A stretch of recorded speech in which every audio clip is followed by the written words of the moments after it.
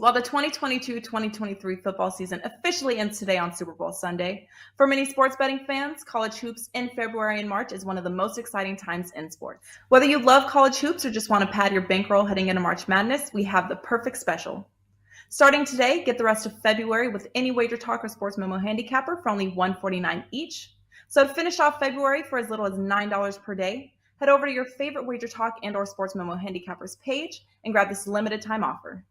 This offer includes not only college basketball, but also any NBA, NHL, UFC, soccer, golf, and NASCAR that your favorite WagerTalk and or Sports Memo expert handicaps. No coupon is needed. The earlier you sign up, the more days you get.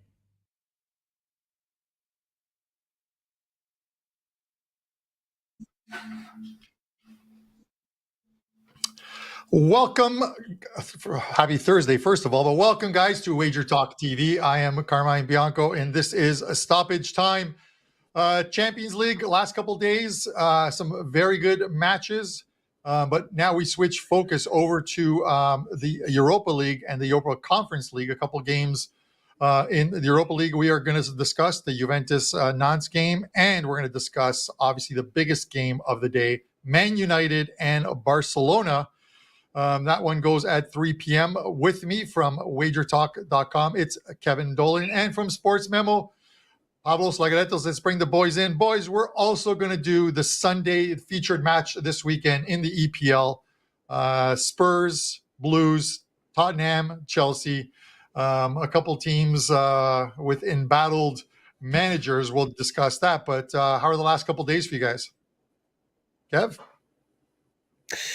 Yeah, all good. Carmine, what a perfect 3-0 last week in Champions in Europa League. We followed that up this week with a perfect 2-0 start as well in our release play. So far, we had Napoli to win outright on Tuesday.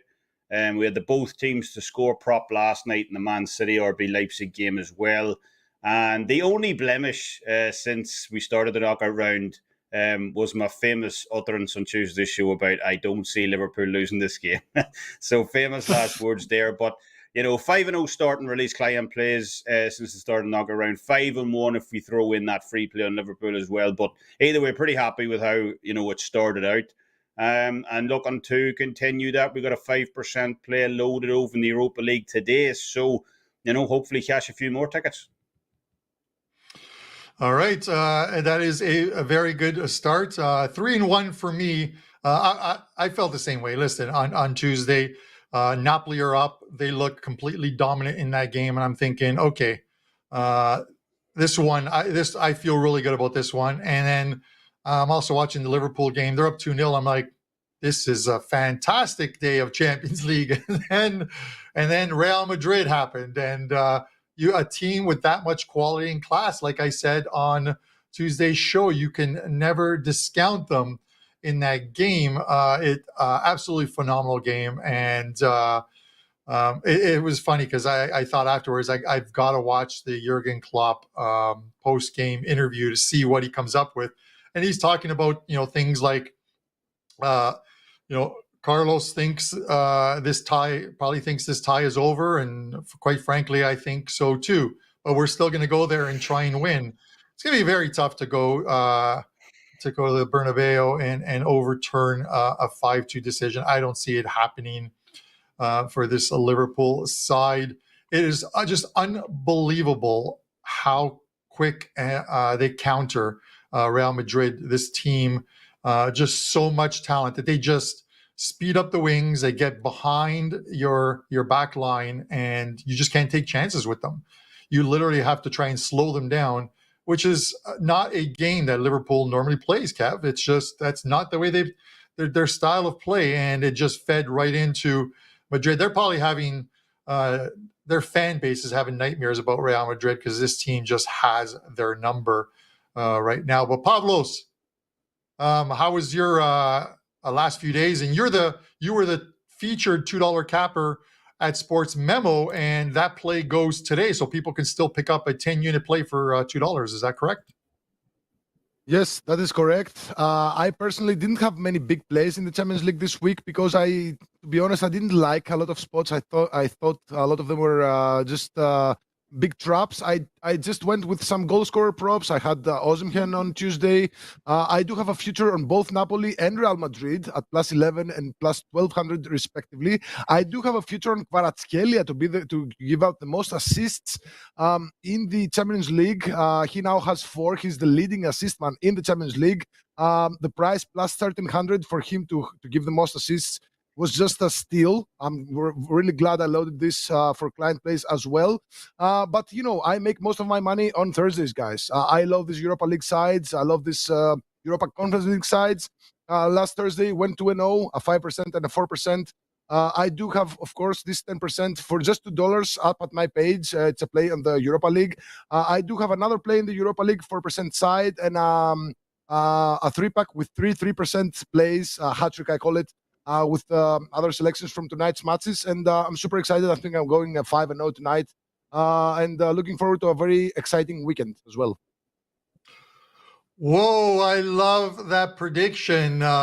Forecasting. I think I go 5-0 tonight. We're gonna have to talk after the show because I need to write these plays down and get some action on them. But with that said, guys, I'm gonna have a promo a little later on, but let's get right to the games. We have 3 games that we're gonna cover, and we'll get an opinion from everyone, and then we'll look at them and we'll do a review of them at the end of the show. Sorry, guys. The morning coffee hasn't kicked in yet, but let's go to the first one. This one's in France, Nantes and Juventus. The line on this one, Nantes at home, +375. The draw is +250. Juventus, -125. The first leg in Torino, Turin was a 1-1 draw. Juventus taking the early lead.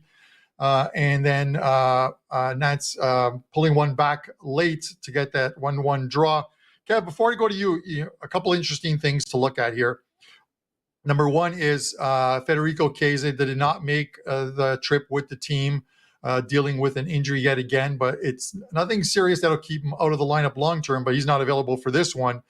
The lineup right now, I'm looking at the what is supposed to be the possible lineup, and it's a heavy midfield type lineup. We're going to see De Sciglio, Fagioli, Locatelli, Rabiot, and Kostic, and then likely Di Maria and Vlahovic up front. But there are rumors Vlahovic might not start this game as well, too. Might come off the bench. It's not an injury thing. I think that Massimo Allegri is looking at it. This could very well be one of those games that goes past 90 minutes in extra time. So it'll be interesting. I'd rather see Vlahovic in there. He's the Juve top scorer.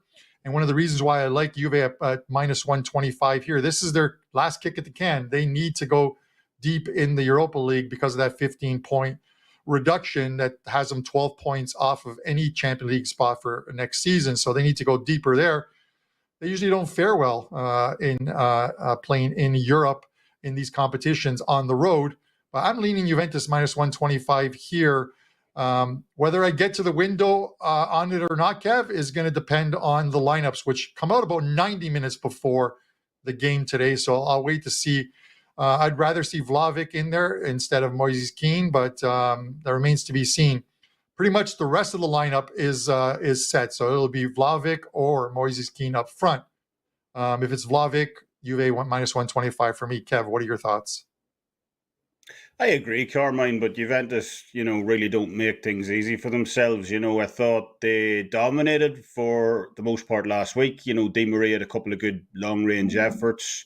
Chiesa had that shot rattle off the bar midway through the second half as well. There were penalty appeals laid on, so they did pretty much everything in that game but win. And, they're forced now to obviously travel to France. They need a big result in this one.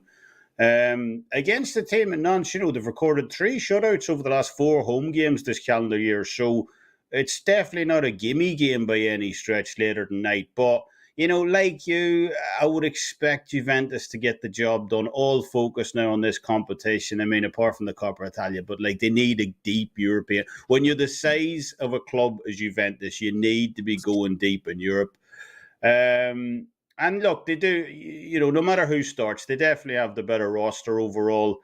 And as we said, with that domination last week, pretty much, they outshot them. They had a 15-7 advantage in total goal attempts over Nantes last week, 6 shots to 1 in shots on goal as well, 1.47 to 0.61 XG. So, they really should have came out with the win last week. So I do expect a bounce back from them in this one against, despite those shutouts, Nantes, their numbers just haven't been particularly impressive this season, even at home. They own the 4th worst offensive XG mark at home in French League One this season. Only one team has allowed more counter-attacking goals at the back than Nantes this season at home as well. So, like I said, I do expect Juventus to find some success in this one. But by the same token, if they do, it'll likely come by the minimum. So because of that, instead of taking Juventus simply to win the game, I'm going to opt for the bigger price here. Take Juventus to win by exactly 1 goal at plus 200 in this one. All right, I like that bait play, Kev. That's Kevin from WagerTalk.com. And Kev, you make some good points. If anyone who watched that game, and a couple of Juventus players mentioned it at the end, and it's kind of what Allegri ball is. We talk about Allegri ball and Conte ball and Thomas Tuchel ball. It isn't at times the most exciting soccer, but they came out full of energy, played got the lead. A couple more chances to score, and then they started to sit back, and they didn't keep that energy level up, and they allowed Nantes to get back into the game, to gain some momentum, and eventually draw that game, pull even. And the problem with that is it's tough to get that energy back. So they need to focus 90 minutes in this game, and they've got to be on the front foot from the start. But that's not how Allegri's teams play for 90 minutes, unfortunately. Pavlos, where are you going with this one? This is a tricky match, guys. On first view, we're talking about 2 very defensive sides. They have a big tendency towards the unders. Nantes at home in the League One so far in the season, 7-4 to the under, 2.5 goals, the second most unders in that league at home. Just an average of 2.2 goals per home match, which is the lowest home average in that league. Scored just 13 goals, conceded 11, which is the 3rd best home defense again in the League One. And when you look at Juventus on the road, they're 9-2 to the under 2.5 goals in this area, of course, with an average of just 1.8 goals per match. They have the 2nd best away defense with just 9 conceded goals, and a bad away offense with just 11 goals scored in 11 away matches. Now, if you look at the first halves alone, and that's where I'm going with this, if you look at the first halves alone, again, in their respective, each team in their respective league, okay? Nantes, in first halves at home, they're 2 wins, 2 losses, and 7 draws. Scored 3 goals, conceded 3 goals. So a total of 6 goals in 11 first halves for Nantes at home.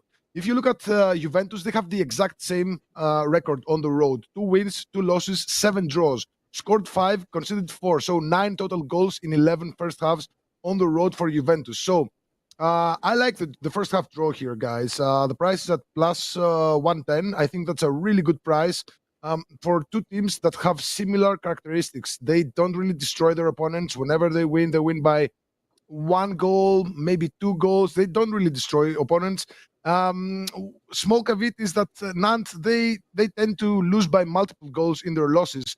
But of course, they had a 2-0 loss to Marseille, 4-0 loss to Freiburg in the Europa League, and a 3-0 loss to PSG so far in the season. So they don't lose easily, but when they lose against the big sides, they lose by much. So this is a very tricky match. My initial thought was the under. The price dropped on the under. So I think this is going to be a very careful match. I think Nantes at home surely have what it takes defensively to at least keep their opponents at bay, at least for the first 45 minutes. So I see a very, very tight first half, very few goals. I think I'm going to take the draw here at plus 110. I think that's a very nice way to approach this.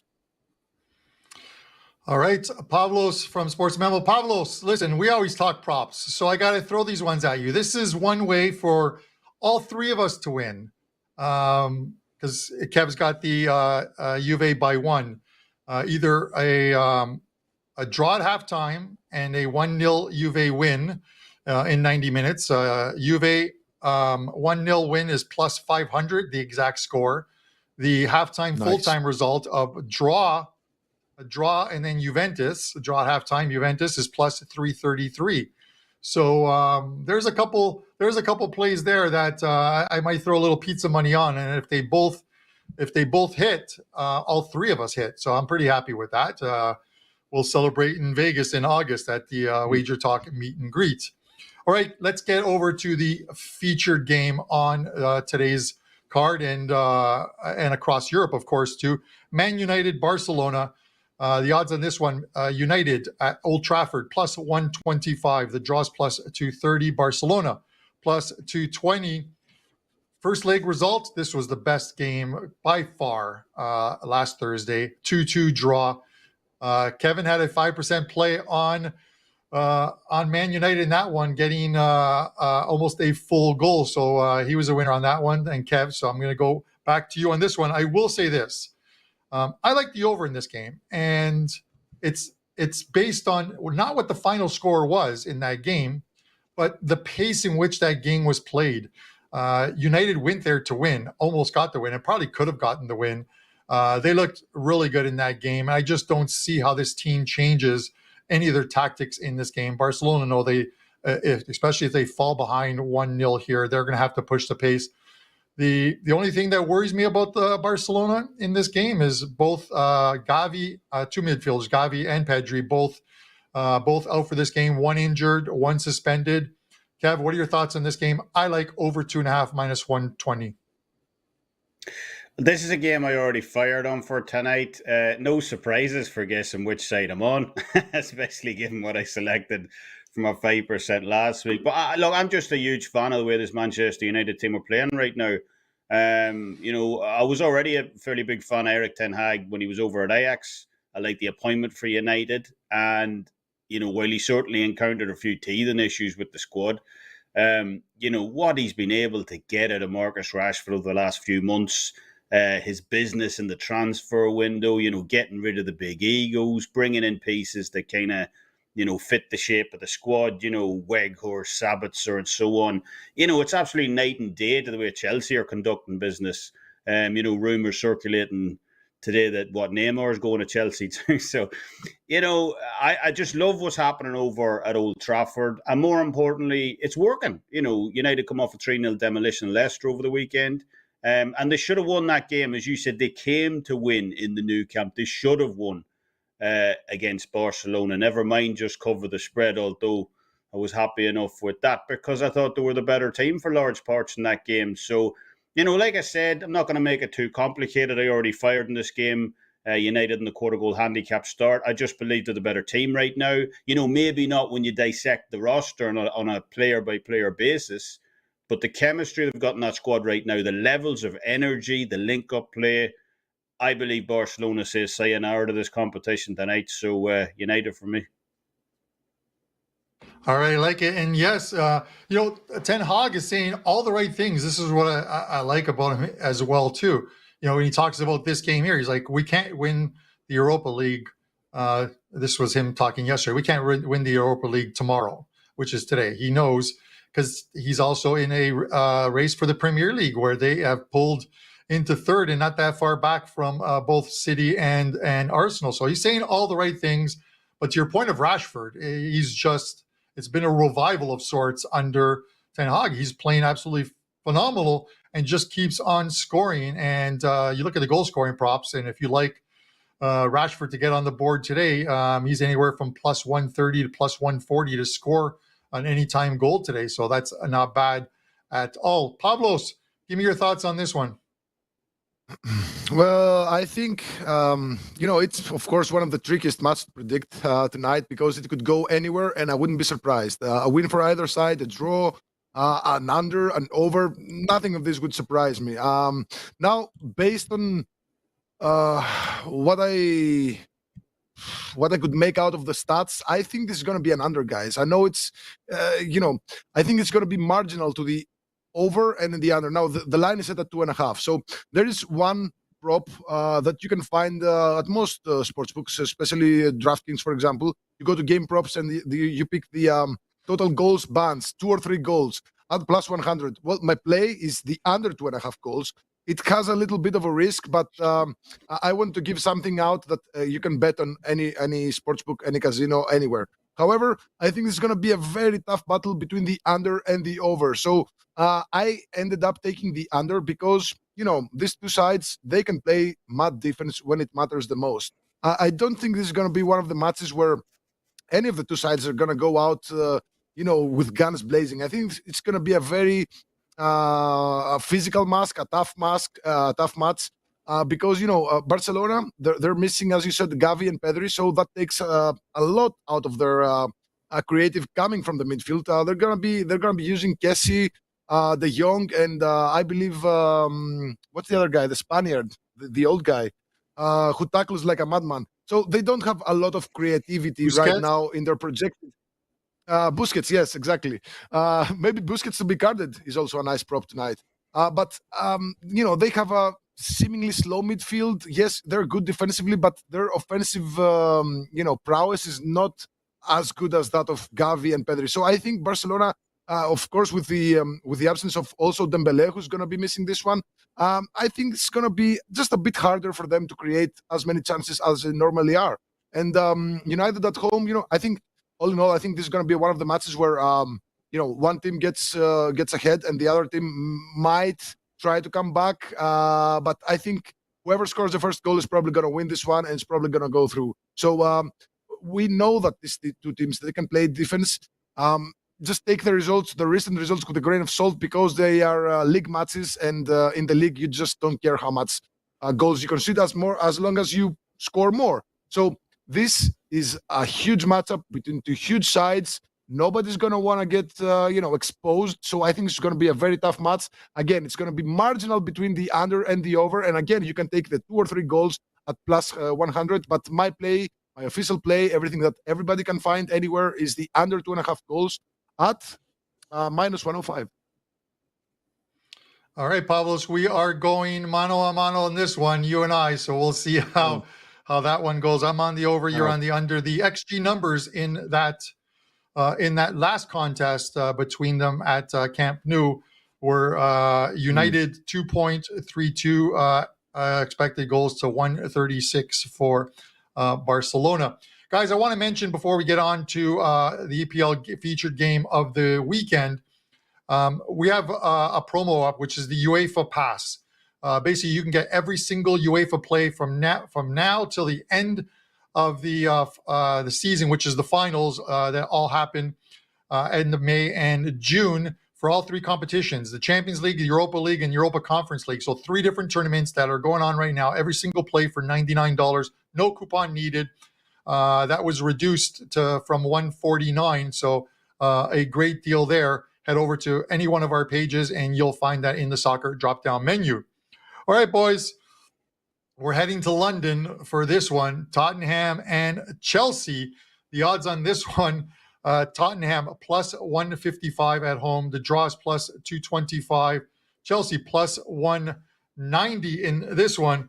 I'm going to say this: 2 embattled coaches. I look at this and normally I just don't want to take a side in this game. But if I can find a pick'em line on a game where the numbers are almost even across the board, I'll normally go with the team that just I think is playing better, whether it's on the road or at home. And it's Tottenham. They're 8-0-4 at home this season, knocking off teams like Man City, who came to town. And then you look at Chelsea. Potter gets the vote of confidence, and yet he's only won 2 of 15 games. I just don't know what is going on there with him. But you can get Tottenham in this game at a pick'em lane, I think minus 125. If the game ends in a draw, which it very well could happen in this game, your bet is a push. But I like Tottenham here, pick'em minus 125, and I may on game day sprinkle a little bit on that money line as well too. Kev, I'm going to go to you next on this one. Well, Graham Potter's now almost neck and neck with David Moyes in the sack race. Both of the favourites to go next. And, as you mentioned, it's no surprise, really. I said on Twitter over the weekend, when they lost to Southampton, you can't, when you spent, $600 million, $700 million, whatever it was, you cannot be losing to the bottom side in the league. You just can't. So that noose is really tightening around his neck. So look, if there ever was a circle the wagons time for Graham Potter, this is it. Because if he gets pumped in a London derby here against Tottenham, it's over for him. I believe he's going to have to go. The fans will demand that. So, but it's a shame because, I've said in this show many times, I do believe he's a good manager. And I think those kind of, those Neymar rumours right now that's going on, I think he's getting superseded. I think it's a kind of Jerry Jones situation right now at Chelsea. I think he's just getting overruled by Todd Bowley. Obviously, that's just my thinking because I don't believe he's in the game to just start, let's get this superstar and throw them into the mix. But, regardless, this is a necessity game to him. He's under so much pressure internally now at the club. So, in my opinion, I believe Chelsea have to kind of take the game to Tottenham this weekend. They can't rely on a defence that have kept just one clean sheet in the road since October. I mean, just that fact alone is embarrassing. And, in fairness, as good as Tottenham have been, they are vulnerable in that area as well. Across 3 of Tottenham's last 5 home games, they allowed 3 goals to Leeds, 2 goals to Villa, 2 goals to Arsenal. They ranked 10th in defensive XGA at home since the start of the calendar year as well. So they're certainly not watertight. They can be got at. And I believe at least Chelsea really need to target that here. There's no point in playing it safe when your job's on the line. And that approach also has the added benefit of, look, if you are able to pull off a similar result here to what Leicester managed against Tottenham 2 weeks ago, if you can come to this venue, get a massive 3-4-1 win against a rival club, that not only then saves your job, it might actually kickstart your season. So, it's a kind of, he's playing with house money right now, Potter. But saying that, there's no way I'm backing Chelsea from a side perspective in this one. Anyone who's been backing Chelsea with any sort of regularity since the start of the season is probably out of homeless shelter right now, flat broke, no money, because they have just been money burners all year. So, I do expect this game to be a little more open than in seasons past. Like I said, in my opinion, at least, it's imperative for Chelsea, to kind of make that style of play of, exercise those Thomas Tuchel defensive demons that Chelsea have going on, because it just hasn't worked for them. They need to adopt, they need to kind of generate their inner Napoli here, come out, let the shackles off and kind of see what happens. So I think Pavlos is going to be against me on this play, but I like both teams to score in this one. 1-1 is a distinct possibility here. I do believe Chelsea have to open up just from a survival perspective. That's going off at minus 134, but there's probably a large part of this play that's in hope more than expectation here. But both teams to score for me, minus 134. All right. Some good points made there. And I just don't get it. There are teams with talent, and Chelsea have the talent. Sometimes you need the manager to bring it out in them. And it's kind of like what we talked about just a little while ago with Man United and seeing the changes in managers there, and they finally got the right guy in. And Chelsea, after they got rid of Lampard and they brought in Thomas Tuchel, and he turned that team around and turned them into a Champions League winner. Potters just isn't doing it. His last 10 games, they have won 1, lost 5, drawn 4. They have scored in their last 10 games, a total of 4 goals coming against Nottingham Forest, Fulham, Crystal Palace, and West Ham. That is not what you expect from a team that spent this much money and has talent on their bench. Pavlos, make a case for this game. It's tough. You guys made some great pointers about Chelsea's inability to score, inability to keep clean sheets. Whenever they keep clean sheets, they can't score. What's really interesting is that they're 8-3 to the both teams to score no in 11 matches after the winter break. They've won just 2 of their last 14 matches in all competitions, and I think that whoever appointed him as a Chelsea manager, yes, he had a great role in Brighton, and he did a very good job with a limited roster. Everybody thought he's going to be the next big shooter for Chelsea. He's going to bring them to the EPL title or Champions League or something. The truth is that Chelsea are right now sitting at the 10th spot of the EPL. They're already 11 points behind the Champions League spots, the top 4 spots. Of course, it's not, it's not unheard of to cut that lead down and eventually sit inside the top 4 and play Champions League football or soccer next season. However, what will it take for Potter to get sacked? I mean, just 2 wins, and those 2 wins came at home against Crystal Palace and Bournemouth. So 2 wins out of your last 14 matches, and you still ride with Potter. I mean, if he was anyone else in that spot, I think he would have been sacked long ago. But I think that whoever appointed him as a Chelsea manager is just too stubborn to let him go. He doesn't want to. They don't want to realize their mistake or whatever. But again, they struggle to score. They struggle to keep clean sheets. Whenever they keep clean sheets, they had a goalless draw against Fulham, a goalless draw against Liverpool. They struggle a lot. They bought Aubameyang. He's nowhere to be found. He hasn't played a single minute in any competition since, I don't know, maybe a month or 2 now. It was a huge mistake to use Madueke and Fofana. They just came into the team. He used both of them, started both of them in the match against Southampton. So it's really nothing is going great for Chelsea. Now, to add to that, actually, it's a problem for both sides that they both lost on the road in the Champions League. They both have midweek match. Actually, they don't. They don't play this coming week, right? Champions League. Correct. No, they don't. They play in the next week. No. So what's going to happen if Chelsea lose to Tottenham on Sunday? They're going to plunge even deeper in the Champions League standings. And if anything bad happens in that second leg and they remain out of the Champions League, it's going to be really, really bad for Chelsea. So I think they're going to have a similar approach, very defensive, just don't concede. Maybe if they can score a goal, sure. Does the draw do them any good? No. But I think this is a Potter in panic mode, and I think he's not going to make the mistake of going all out. I think we're going to see a very similar and defensive approach by the 2 sides.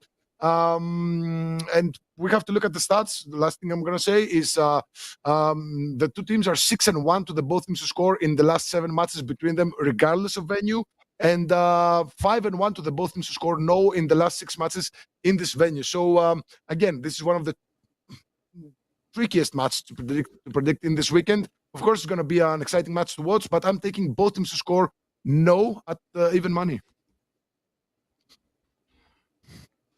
Okay, Pavlos, those are your thoughts on the game. All this talk of Graham Potter, I think they need Harry Potter there, not Graham Potter. That's the only way they're going to turn this one around, this team here. But anyways, guys, let's get to the recaps of the show. Kev, I'm going to go to you first. Let us know what you have up at WagerTalk, and we'll have a look at your show leans.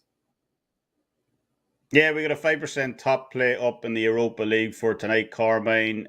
Obviously smashed that 5% last week on Man United.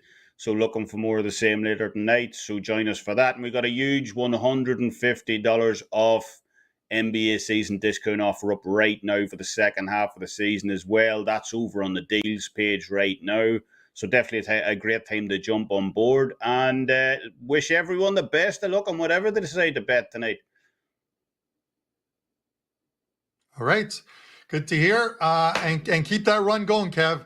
Pavlos, over to you. What do you have up at Sports Memo? I know you're the $2 capper on Tuesday, so that play is still up for $2, and that's a 10-unit play that goes today in Europa League. Tell us what else you have going on, and we'll have a recap of your plays. Yeah, I'm 14-6 with these 10% side bets, and of course, this is a side bet in the Europa League. I do have a 4% spread bet on these matches tonight. 12-1 run with this with any actually spread bet of 4% or higher, and I do have a 3-pack with 3% plays for tonight. 1 play on the spread, 1 play on the totals, and 1 both teams to score. Don't care who wins. You know that's going to be a winner. So 5 plays for me tonight. Again, take advantage of that huge offer. You can get my 10% monster for just $2. And last week, I went 2-0 in this Thursday matches in the Europa and Europa Conference League. Awesome. Good to hear. And best of luck with your plays. Pavlos, myself, 3 plays up in Europa today. 2-0 yesterday in Champions League. So we'll look to continue the run there. 3-1 on the week. With those plays, and 3 plays up in NHL. It's been a phenomenal NHL season. I will be hosting the show at the top of the hour with Brian Leonard. Andrew is away today. And there's the recap up there, guys. 3 Europa League plays, 3 NHL plays, 2 different cards. Pick up a one-day all access and get all the plays. And I might be adding some player props as well, too, which have been very profitable. Next week, we are going to look at some domestic league games that go midweek as Champions and Europa take the week off. Guys, listen, as Kevin said, whatever you bet today, good luck with your wagers, and we will see you on WagerTalk TV and Stoppage Time next Tuesday, 10 a.m. While the 2022-2023 football season officially ends today on Super Bowl Sunday, for many sports betting fans, college hoops in February and March is one of the most exciting times in sports. Whether you love college hoops or just want to pad your bankroll heading into March Madness, we have the perfect special. Starting today, get the rest of February with any WagerTalk or Sports Memo handicapper for only $149 each. So to finish off February for as little as $9 per day, head over to your favorite WagerTalk and or Sports Memo handicappers page and grab this limited time offer. This offer includes not only college basketball, but also any NBA, NHL, UFC, soccer, golf, and NASCAR that your favorite WagerTalk and or Sports Memo expert handicaps. No coupon is needed. The earlier you sign up, the more days you get.